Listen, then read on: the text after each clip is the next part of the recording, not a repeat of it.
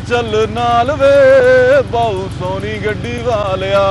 अस्सलाम वालेकुम, मेरा नाम है ज़ुहैब भट्ट और आज हम खरीदेंगे 10 लाख में एक गाड़ी और करेंगे उसको बनाम सरकार।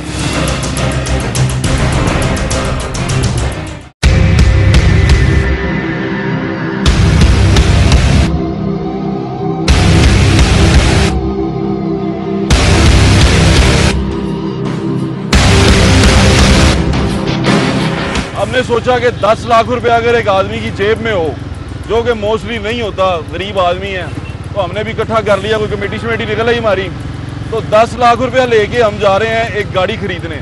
गाड़ी खरीदना चाहते हैं हम, 10 लाख रुपया बहुत बड़ी अमाउंट है, समझ गए, हमारे लिए तो बहुत बड़ी अमाउंट है। तो 10 लाख रुपया लेके हम जाएंगे और एक शोरूम पे और देखेंगे कि गाड़ी हमें मिलती है कि नहीं मिलती। फिर आपको बताएंगे कि ये जापानी गाड़ियों का रौला क्या होता है और ये एजेंटी क्या होती है, ये होल्डिंग टैक्स कैसे पड़ते हैं, आपको ऑन कितना देना पड़ता है पाकिस्तानी गाड़ियों पे, और एक गाड़ी खरीदना एक गरीब आदमी की पहुंच से कितना दूर होता जा रहा है। हमारे साथ रहे, आपको दिखाते हैं ये।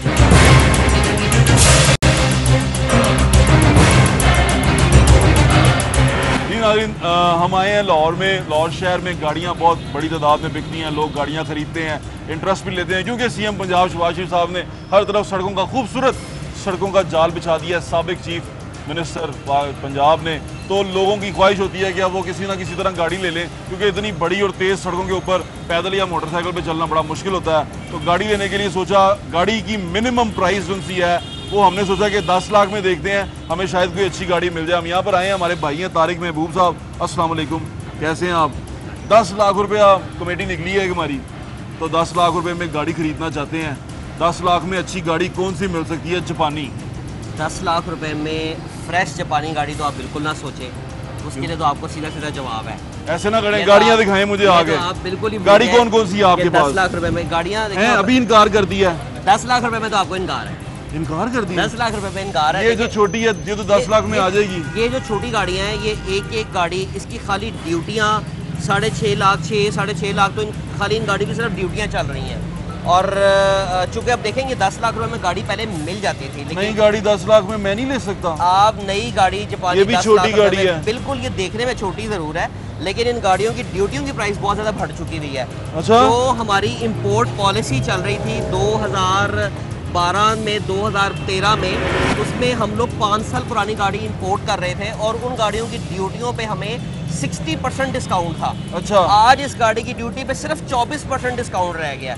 तब हम गाड़ी पॉलिसी चेंज हो गई है, और ये पॉलिसी जब मर्जी चेंज हो जाए। मैंने सुना था कि कोई हमारे सीएम के बहुत करीबी रिश्तेदार गाड़ियों का काम भी करते हैं। सर ऐसा वो था? बिल्कुल ऐसा है, वो इनके बड़े करीबी रिश्तेदार हैं, उनकी अपनी गाड़ियां पोर्ट के ऊपर काफ़ी देर तक फंसी रही हैं, क्योंकि जो आपकी ब्यूरोक्रेसी है वो आपकी ऐसी पॉलिसी बना देती है आपके फैक्ट्स एंड फिगर्स को पूरा करने के लिए कि उसमें ये लोग कुछ भी नहीं कर सकते। यार भाई, अब 10 लाख रुपए लेके हैं, ये गाड़ी तो कम से कम खरीदने दो। सर देखें, ये कौन सी है?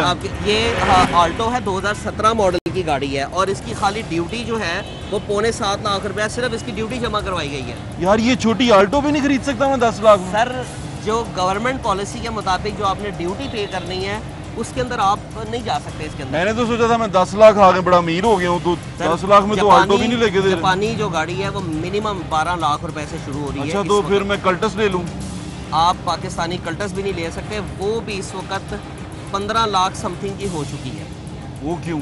आप उसकी इनवॉइस चेक करें, उसके अंदर भी तकरीबन 2.5-2 लाख रुपए की प्राइस के। यार एक तो गर्मी इतनी है यार, ऊपर से इस तरह की बातें कर रहे हैं। बिल्कुल, ये हकीकत है। इसका मतलब 10 लाख रुपए ला के मैं कौन सी गाड़ी ले सकता हूँ? आप 10 लाख रुपए में ना पाकिस्तानी गाड़ी ले सकते हैं ना जापानी गाड़ी ले सकते हैं। यार पाकिस्तानी आल्टो तो 3 लाख में 4 ले सकता, 2 ले सकता हूँ। पाकिस्तानी आप सिर्फ मेहरान ले सकते हैं 8.5 लाख रुपए की, जिसको नंबर लगा के ऑन दे के 9.5 लाख रुपए की वो मेहरान है, जो 1984 से चल रही है। सर वो 1984 से गाड़ी, यही टेक्नोलॉजी है। आप ये देखिए कि मेहरान में उन्होंने सीटिंग कैपेसिटी नहीं बढ़ाई है, यानी कि वो मेहरान जो दादाजी के जमाने से चलती आ रही है वो उसी तरह की शक्ल में मुझे 9.5 लाख में मिलेगी। 9.5 लाख रुपए में गाड़ी इस वक्त कॉस्ट कर रही है, जिसके पीछे स्टपनी के लिए बैठने से ज्यादा जगह उन्होंने रखी हुई है। जापानी गाड़ी के अंदर उन्होंने स्टपनी निकाल दी है और पीछे सीटिंग कैपेसिटी बढ़ा दी है, लेकिन इनके पास ऐसी टेक्नोलॉजी नहीं अभी तक आई कि वो 84 मॉडल के अंदर को चेंज करें और कम से कम सहूलत दे दें ईजी होकर बैठने। भाई नंबर कितने का लगता है ऑल्टो को? नंबर तकरीबन ये जो जापानी गाड़ियाँ इनका नंबर तो 40 से 42 हज़ार अरे रुपये। इसका मतलब ये हुआ कि 10 लाख रुपए रखने के बावजूद आप शहर में गरीब ही हैं? बिल्कुल ऐसे ही है, 10 लाख रुपए में आपके लिए गाड़ी नहीं है इस वक्त। ओ यार ये क्या बातें कर सर रहे हैं आप मोटरसाइकिल बेच दी मैंने और मैंने सारा कुछ बेच दिया और उसके बाद 10 लाख रुपए इकट्ठा हुआ और उसमें भी गाड़ी नहीं। सर 10 लाख रुपया इस वक्त ऐसी कोई गाड़ी नहीं है। नहीं, मैं भी अपने दोस्त से पूछ के आया हूँ, उसने मुझे बताया कि ये गाड़ियाँ ठुकी हुई होती हैं, ये एक्सीडेंट गाड़ियाँ होती हैं। बिल्कुल, इनमें जो एक्सीडेंट गाड़ियाँ आती हैं उनकी भी ड्यूटियाँ वही सेम है जो कि जेन्युइन गाड़ी है, लिहाजा ड्यूटी स्ट्रक्चर में फ़र्क नहीं है उसका। एक्सीडेंटेड गाड़ी की भी ड्यूटी सेम पड़ती है। अगर कोई ऐसी पॉलिसी आ जाती है कि एक्सीडेंटेड गाड़ी में रिबेट आपको मिल जाए, कोई डिस्काउंट मिल जाए, तो फिर 10 लाख रुपए में आपकी हम बहुत खिदमत करेंगे। चलो यार ये तो मुझे पुरानी लग रही है। ये तो ये पुरानी बिल्कुल नहीं है, ये 15 मॉडल की फ्रेश गाड़ी है। ये कितने की दोगे? ऑप्शन शीट के साथ है। ये गाड़ी 13 लाख रुपए की है, 15 मॉडल है और 18 की इंपोर्ट है ये गाड़ी। आज लगता है बाऊ सोनी गड्डी वाले दे नाल नहीं जाना पैना सानू। वो सफेद वो छोटी लग रही है यार। ये 500 है, 1000 सीसी गाड़ी है। हाँ। और इसकी प्राइस जो है वो 13.5 लाख रुपए है। 13.5 लाख रुपए? जी हाँ, इसका तो आपने बिल्कुल भी नहीं सोचना इस बारे में। 10 लाख रुपए में ये पुरानी गाड़ी है, ये आपको मिल जाएगी। ये पुरानी विड्थ है, 2009 मॉडल की गाड़ी है। अच्छा। और ये आपको 10 लाख रुपए में मिल सकती है गाड़ी, अगर चूंकि ये पाकिस्तान में चली हुई है और मॉडल 9 है और इम्पोर्ट 2012 में है।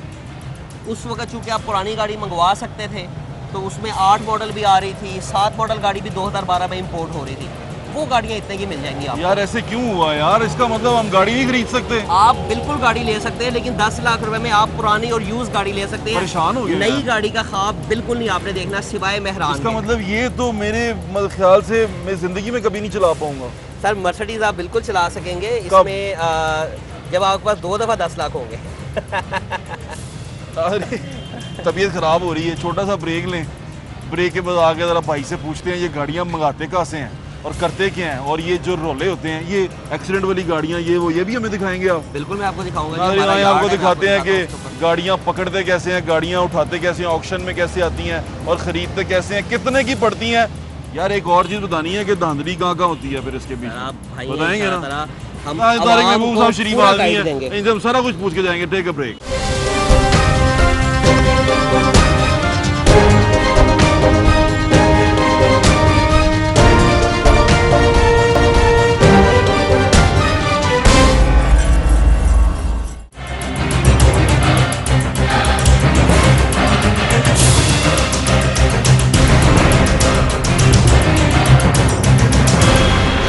नाज़रीन वेलकम बैक। अभी हम मौजूद हैं शोरूम के अंदर और कुछ अंदर के राज जानने की कोशिश कर रहे हैं। अगर आपके पास 10 लाख रुपए है तो आप कौन सी गाड़ी खरीद सकते हैं और कौन सी गाड़ी अच्छी आपको मिल सकती है मार्केट में। तारिक महबूब साहब मेरे साथ मौजूद हैं। सर अंदर आ गए, अब आपकी तबीयत बेहतर है पहले से, बाहर के मुकाबले में?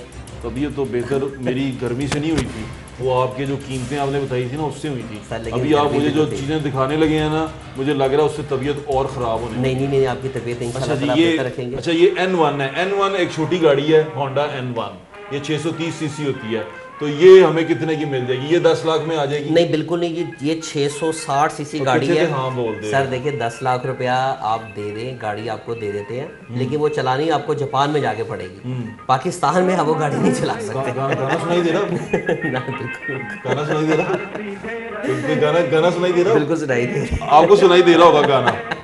वैसा लग रहा है मुझे कुछ ऐसा। नहीं ऐसा कर क्या रहे हैं आप? ऐसा कुछ नहीं। ये जादूगरी जरा पूरी हमें घुमा के बताएं, क्योंकि आम आदमी मुझे तो समझ नहीं आ रहा ना अभी आप कौन सी ड्यूटियां कौन सी डाल रहे हैं। ये गाड़ी जो खड़ी है ये जापान में खड़ी है? जी हाँ बिल्कुल। ये जो सामने स्क्रीन पे नजर आ रही है बिल्कुल ये जापान में अभी एक कस्टमर के लिए गाड़ी परचेज की है। ठीक है जी। ये गाड़ी ठुकी हुई है? ये गाड़ी राइट साइड अगर आप ये इसकी देखें सारी इसकी लगी हुई है, ये सिर्फ राइट साइड इसकी लगी है और ऑक्शन शीट पे 21,298 किलोमीटर चली है।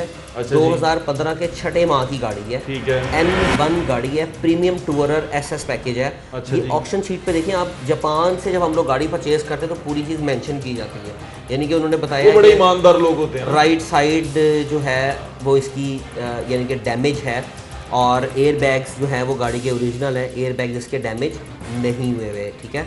और बाकी गाड़ी अगर आप ये देखते हैं राइट साइड से, इस पे आपको डेंट नज़र आ रहा होगा। अच्छा देखिए नाज़रीन, गाड़ी जो सी है वो एक साइड से लगी हुई है। कितने की है जी वहाँ पे ये जापान से जी हमने परचेज की है 5,40,000 यन की। 5,40,000 यन कितने बन गए? 5,40,000 यन है, 1 लाख रुपया इसका आप जो किराया लगाते हैं जापान से पाकिस्तानी कराची का, तकरीबन 6,40,000 यन है। अगर आप इसकी नहीं, हाँ 6,40,000 यन इसकी पहुंच है। अगर कन्वर्जन करते हैं, चूँकि यन की प्राइस ज़्यादा है, तो अगर आप इसकी कन्वर्जन बना लेते हैं तो ये तकरीबन 7,23,000 रुपये में ये कराची पहुंच है। यानी कि ये गाड़ी, इस गाड़ी की कराची पहुंच, चलिए अभी भी 3 लाख रुपए अपने पास बचा हुआ। अच्छा जी, 7 लाख में कराची पहुंच हो गई, आगे बताएं। तो इसके बाद जो इसकी ड्यूटी की जो कॉस्ट आ रही है वो तकरीबन 2015 मॉडल पे 5,26,000 रुपया ड्यूटी है। भाई 7 लाख में पहुंच है तो 5,26,000 ड्यूटी जो गवर्नमेंट के इसके चार्जेस है। देखिए गाड़ी ठुकी हुई गाड़ी पे ड्यूटी है या गाड़ी ओरिजिनल कंडीशन की गाड़ी है, उसके साथ इसकी ड्यूटी का कोई फ़र्क नहीं है। ड्यूटी सबकी सेम आती है। आपकी गाड़ी चाहे बिल्कुल पिचक गई है, चाहे 0 मीटर पे एक स्क्रैच भी नहीं है। अच्छा, मॉडल वाइज ड्यूटी कंसीडर होती है। और मेरी उससे निकल गई, मेरी रेंज से निकल गई तकरीबन। गाना सुन रहे हैं? गाना सुनाई दे रहा है सर ये देखिए, ये गवर्नमेंट के पास आपको तो सुनाई दे जा रहे हैं। हम लोग तो चूँकि हमारा एक फेयर काम होता है, हम लोग जो गाड़ी बिड कर रहे होते हैं, अब ये आप यूएसएस ऑप्शन में बैठे हैं और इसके अंदर जो प्राइस है वो सारी की सारी साथ लिखी हुई आ रही होती है कि ये गाड़ी इतने की जापान से बिड हो रही है, इतने की पुश हो रही है, जो उसका किराया वगैरह। अच्छा जी, N1 मेरी रेंज से निकल गई। अगली गाड़ी दिखा दें कोई ऑप्शन में। 10 लाख रुपए नाज़रीन हमारे पास मौजूद है। कमेटी निकली थी एक हमारी, बड़ी मुश्किल से तनख्वाहें दे के, और अब 10 लाख में गाड़ी खरीदना चाहते हैं। मोटरसाइकिल भी बेच दी हमने। एक और गाड़ी है, वो उससे 2 लाख रुपए गाड़ी सस्ती है। यानी कि जो हमने वो गाड़ी 5,40,000 की उठाई थी, ये गाड़ी 3,10,000 में अवेलेबल है। अच्छा जी, ये गाड़ी ऑक्शन में अवेलेबल है? जी हाँ, ये परचेज्ड गाड़ी है वहाँ। गाड़ी तो बहुत ज़्यादा लगी हुई है यार। सर ये 3,10,000 रुपये में तो फिर यही कुछ ही आएगा। अच्छा, तो ये यहाँ आके तो हमें बहुत ज़्यादा पैसे पड़ जाए। इसके ऊपर भी तो कुछ लगाना है या मैं ऐसे ही चलाऊंगा? इसके ऊपर पैसे लगेंगे। कितने के लगेंगे? रिपेयर होगी तकरीबन ये गाड़ी आपका 1 लाख रुपया तो इसके ऊपर खर्चा आएगा। लाख रुपया खर्चा इस पे आ गया।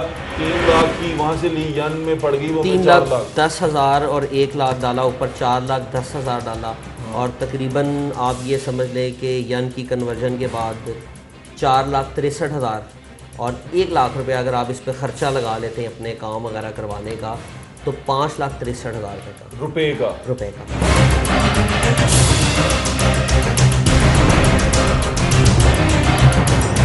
अच्छा भाईजान, ये अब ये गाड़ी मुझे ऐसा लग रहा है कि ये मेरे बजट में आना शुरू हो गई है। तो आप बताएं, ये गाड़ी पड़ गई हमें 5 लाख की पहुंच। ये तकरीबन 3,10,000 रुपये की गाड़ी, 1 लाख रुपया किराया और यन की कन्वर्जन के बाद 4,63,000 रुपये की एज इट इज़ गाड़ी पहुंच।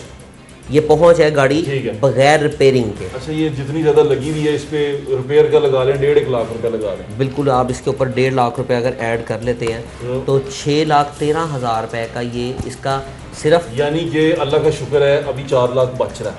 बिल्कुल। हाँ, आगे इसके बाद इसके ऊपर सर ड्यूटी डाल देते हैं जी। इसकी जो ड्यूटी बन रही है जी 5,26,297 रुपये इसकी कस्टम ड्यूटी आ रही है। अगर हम 5,26,000 रुपये ड्यूटी है और जो इसके पोर्ट के एक्सपेंस हैं, अगर आप वो 60,000 रुपये डाल लेते हैं तो ये गाड़ी आपकी 11,99,000 रुपये की है, 12 लाख रुपये की गाड़ी। यानी कि 1,99,000 बढ़ गया। तो भाईजान बाहर एक 125 खड़ा है, नया लिया है, वो मंगवाया मैंने, और ये 5,000 की घड़ी है और ये मोबाइल है। अब गाड़ी आ जाएगी सर, अभी भी कम है यार, गाड़ी देनी नहीं है यार। देखिए जी, 10 लाख रुपए में जापानी गाड़ी खरीदने की, फ्रेश गाड़ी, जापानी गाड़ी बिल्कुल नामुमकिन है। अगर हाँ, इसमें एक ऑप्शन और बन सकती है। अगर ये गाड़ी चीज़ों के बाद मेरी बड़ी यादें हैं इसके साथ। मैं बताता हूँ आपको ना, ये घड़ी आपको ट्रेडिशनल मैंने पहनी थी, ठीक है, एंटीक में भी बिक सकती है। इस घड़ी को तो हम निकाल देते हैं, आपका मोबाइल और 125 रख लेते हैं। अच्छा, ठीक है, लेकिन उसमें हो जाएगा, उसमें ये ऑप्शन है कि आप ये देखें कि अभी इस गाड़ी के एयर बैग्स ओरिजिनल है। अगर इस गाड़ी के एयर बैग्स खुले होते तो फिर ये गाड़ी मज़ीद कम हो जाती प्राइस। तो फिर आप ये समझ लें कि आपकी रेंज ढूंढें फिर कोई एयर बैग खुली हुई। सेफ्टी, वैसे दुनिया में सेफ्टी फर्स्ट होती है। देखें नाज़रीन, क्या टाइम आ गया, दुनिया में सेफ्टी फर्स्ट होती है। गाड़ी भी ऐसी जाती है जिसमें एयर बैग्स हों, जिसमें पूरी सेफ्टी का ख्याल रखा जाए, आपकी बेल्ट सीट बेल्ट लगी हो। लेकिन यहाँ पर अब हालात ये हो गए कि हम वो ढूंढ रहे हैं कि चलो एयर बैग खुली भी मिल जाए। एयर बैग खुली हुई गाड़ी एक अवेलेबल तो है, लेकिन उसकी हालत कुछ ज़्यादा नाजुक है। फिर भी मैं आपके साथ शेयर करता हूँ गाड़ी। ये गाड़ियाँ वैसे रिकमेंडेड नहीं है। एक्सीडेंटेड गाड़ी जो है बिल्कुल सुनाई दे रहा है, लेकिन ये रिकमेंडेड नहीं है गाड़ी। यहाँ पे पाकिस्तान में हम लोगों को इतनी इन्फॉर्मेशन नहीं होती है कि हम किस तरह की गाड़ी परचेज़ कर रहे हैं। ये गाड़ी इस काबिल नहीं है, यानी कि मैं आपको सजेस्ट नहीं करूँगा कि आप इतनी लगी हुई गाड़ी जो है। ये तो अब आप मेरे भाई हैं, मुझे अंदर तक ले आए हैं, मुझे दिखा रहे हैं, ऑक्शन दिखा रहे हैं। दुनिया में शोरूम या बाहर आप खरीदने जाएं वो आपको शोरूम पे गाड़ी का ऑक्शन नहीं दिखाते। ये गाड़ियाँ अक्सर लगी भी आती हैं और बाज़ लोग ये भी नहीं बताते कि ये कहाँ कहाँ से हमने रिपेयर करवाई, वो उसको न्यू करके बेचते हैं। तो ये कितनी बड़ी ज़्यादती है। देखिए, ये एक इखलाकन बहुत बड़ा जुर्म है कि अगर आप एक एक्सीडेंटेड गाड़ी बेच रहे हैं और ख़रीदार को आप उसकी हिस्ट्री नहीं बता रहे, तो ये एक समझ लें कि ये तो जुर्म तो है ही, इखलाकी तौर पे भी जुर्म है और वैसे भी ये जुर्म है।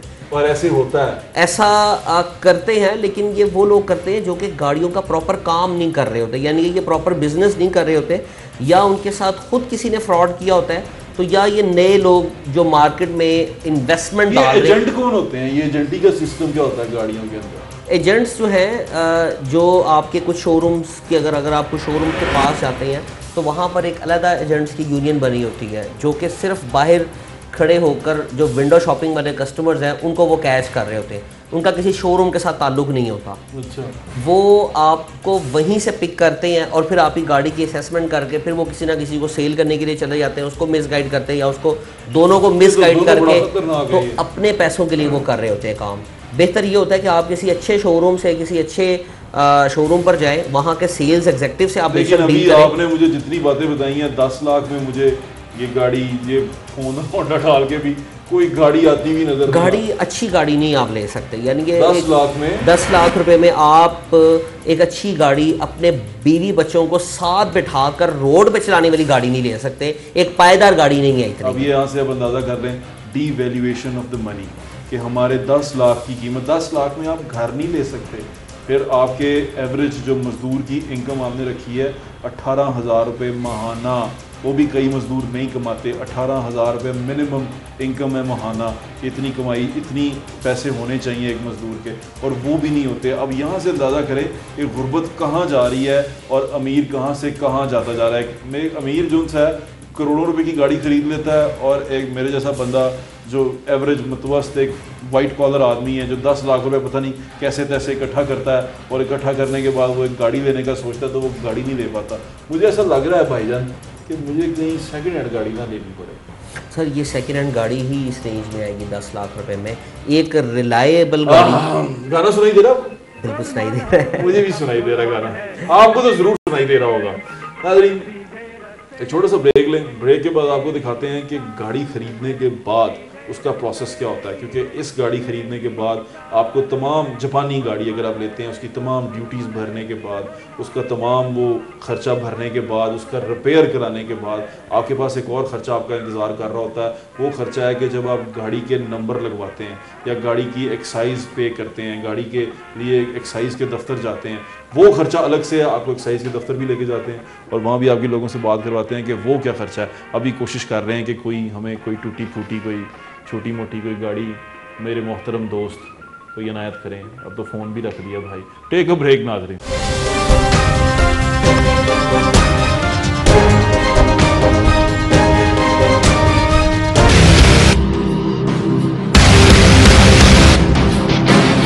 जी नाज़रीन, वेलकम बैक। शो में आपको दिखा रहे हैं कि 10 लाख के अंदर हम एक गाड़ी खरीदने की कोशिश कर रहे हैं। बिलाखिर कुछ जुगाड़ वुगाड़ करके हमें एक गाड़ी मिल गई है। बिल्कुल, वो पीछे खड़ी हुई है, सेकंड हैंड गाड़ी है, और वो हमें कि सेकंड हैंड गाड़ी मिल रही है। नहीं मिल रही ना, नहीं मिल सकती। सेकंड हैंड हमें गाड़ी मिल गई है 9.5 लाख की। 9.5 लाख रुपए गाड़ी निकाल रहे हैं हम। अब हम आपको ये बताएंगे, क्योंकि हमने तो सेकंड हैंड ले ली तो हमें नंबर लगवाने की जरूरत नहीं है, लेकिन इसको ट्रांसफ़र करवाना पड़ेगा। ट्रांसफ़र के लिए हम जाएंगे एक्साइज़ में, और ट्रांसफ़र के बाद आपको बताएंगे कि नई गाड़ी पे अगर आपने नंबर लगवाना हो तो वो नंबर लगवाने के, वो ऑन देने के, ये ऑन क्या होता है वैसे? मैं एक चीज़ पूछता हूं। ऑन एक ब्लैक मार्केटिंग का एक हिस्सा है प्रीमियम के नाम से, जिसको चार्ज किया जाता है इन्वेस्टर्स की तरफ से।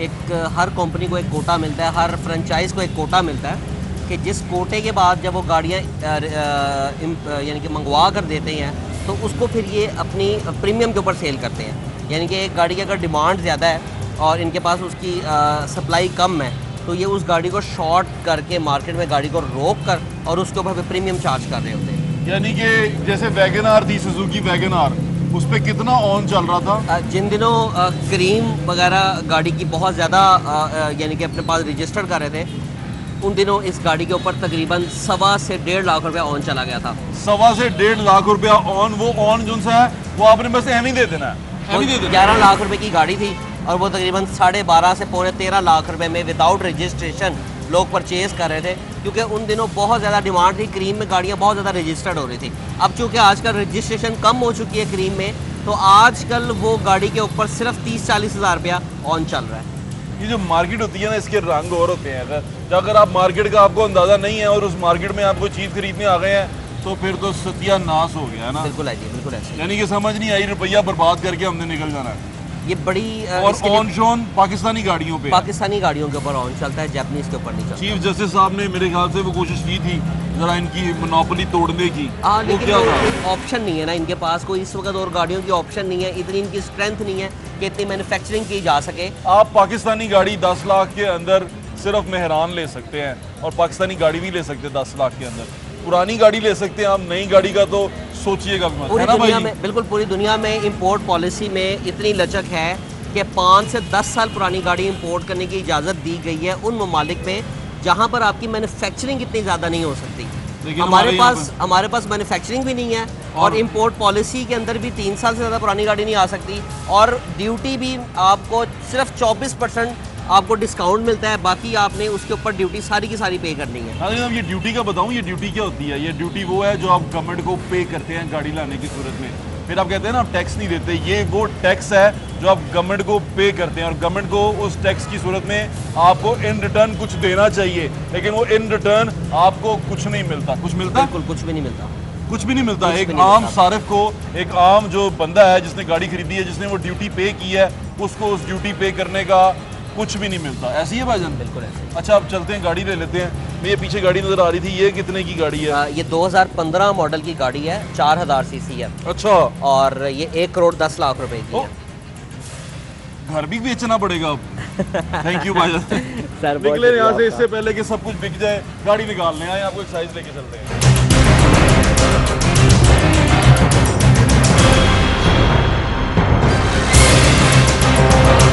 जी नाज़रीन, इस वक्त मैं मौजूद हूँ फरीदकोट हाउस में। फरीदकोट हाउस में ये लिस्ट लगी हुई है जिसमें लिखा हुआ है कि 800 सीसी गाड़ी जो सी है, अगर आप नई गाड़ी लेते हैं तो रजिस्टर करवाने के लिए 10,000 आपको देना पड़ेगा। अगर आप टैक्स फाइलर हैं, अगर आप नॉन फाइलर हैं तो फिर भी आपको 10,000 देना पड़ेगा। अगर आप ट्रांसफ़र करवा रहे हैं, अगर आप नॉन फाइलर हैं तो 5,000 रुपये की ट्रांसफ़र होगी 850 सीसी गाड़ी। और अगर आप 1000 सीसी से 1300 सीसी तक की गाड़ी लेते हैं, अगर आप फाइलर हैं, टैक्स फाइलर हैं, तो वो 30,000 रुपये में होगी और 40,000 रुपये में नॉन फाइलर के लिए होगी। और जो ट्रांसफ़र होगी वो 7500 में यानी कि 7,500 में होगी फाइलर के लिए और 25,000 में होगी नॉन फाइलर के लिए। नॉन फाइलर माने वो लोग जो टैक्स पे नहीं करते या उन्होंने अपना NTN नंबर नहीं बनवाया हुआ, ये उन लोगों के लिए। ये रेट लिस्ट यहाँ पर लगी हुई है। ये जूँ गाड़ी की सीसी बढ़ती जाएगी, यानी कि उसकी इंजन कैपेसिटी बढ़ती जाएगी, तो टैक्स बढ़ता जाएगा। और इसमें नीचे लिखा हुआ है कि provide that the rate of tax to be collected shall be reduced by 10% each year from the date of first registration in Pakistan। यानी कि जूँ साल गुजरता जाएगा, ये हर साल की, ये साल बाद की रजिस्ट्रेशन है, जूँ साल गुजरता जाएगा वो 10% रिड्यूस होती जाएगी।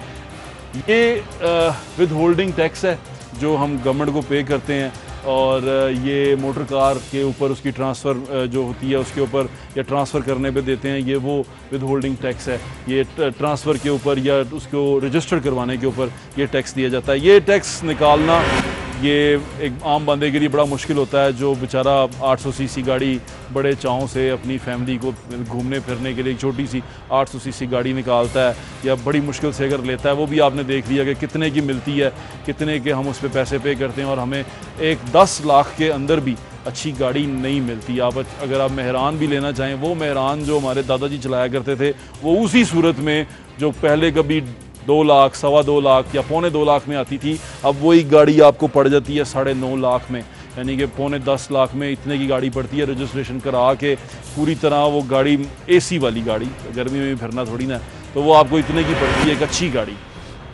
यहाँ से अंदाज़ा करा लें कि गरीब आदमी के लिए गाड़ी ख़रीदना कितना मुश्किल है, गाड़ी तक पहुँचना, उसका ख्वाब देखना बड़ा मुश्किल है। बड़ी गाड़ियाँ तो फिर बहुत बड़े बड़े लोग लेते हैं, उनके लिए तो ये प्रॉब्लम ही नहीं है, वो टैक्स फाइलर हों या ना फाइलर हों, वो टैक्स दें या ना दें, वो बड़ी बड़ी गाड़ियाँ रखें, क्रूज़र रखें, वो तो बड़ी बड़ी गाड़ियाँ बम प्रूफ भी करवा लेते हैं। तो आइए आपको दिखाते हैं या इंस्पेक्टर साहब से मिलवाते हैं, उनसे पूछते हैं कि ये टैक्सेशन जितनी भी होती है कितनी कलेक्ट होती है, कितनी जाती है और क्या किया जाता है इस टैक्सेशन के साथ, ये गरीब आवाम पे कितनी लगाई जाती है ये टैक्सेशन। आइए मिलते हैं उनसे।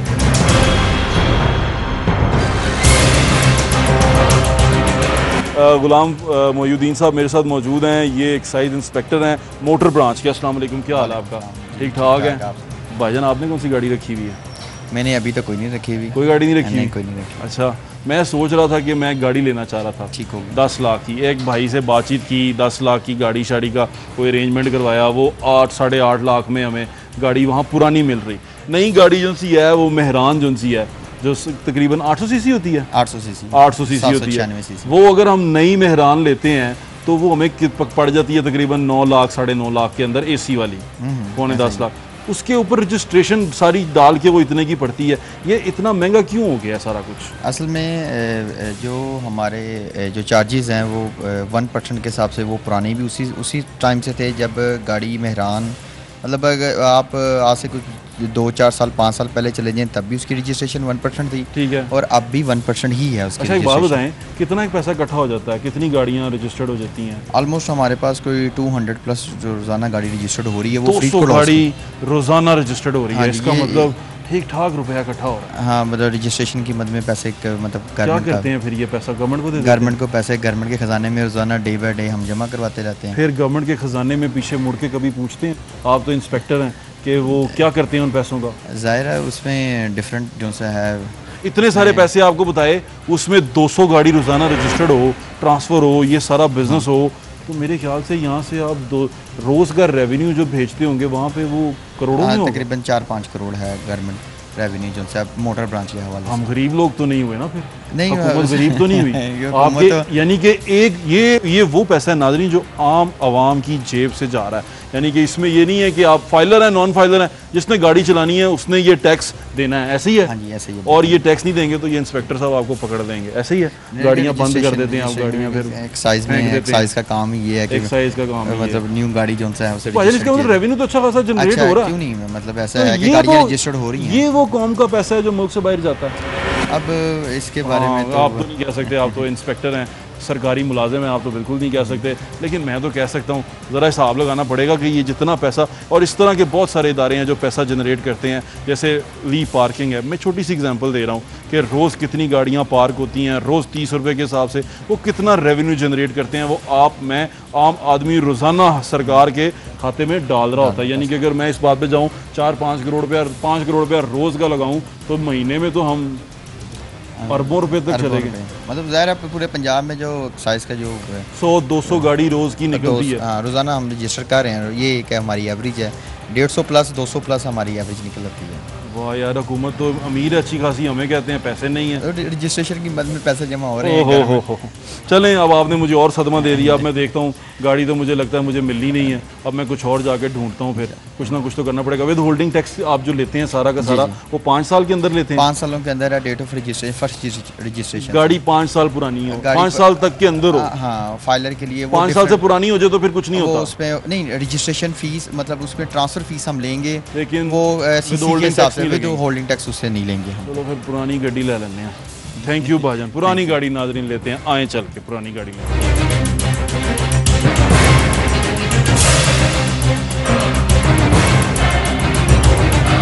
अब आपको अच्छा लगे या बुरा लगे, इतने पैसों में आप यही ख़रीद सकते थे।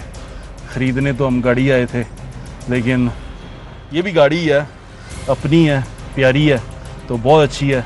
तो ये अंदाज़ा हुआ कि रुपये की जो कीमत है और रुपये की जो कदर है वो किस कदर गिर रही है कि 10 लाख रुपया अगर आपकी जेब में भी हो, 10 लाख रुपया हो और आप लखपति भी हों, तो इस तरह की चीज़ ये अफोर्ड कर सकते हैं आप, और इससे ज़्यादा अच्छी चीज़ अफोर्ड नहीं कर सकते। तो मुझे इजाज़त दें, इंशाल्लाह दोबारा आपसे मुलाकात होगी।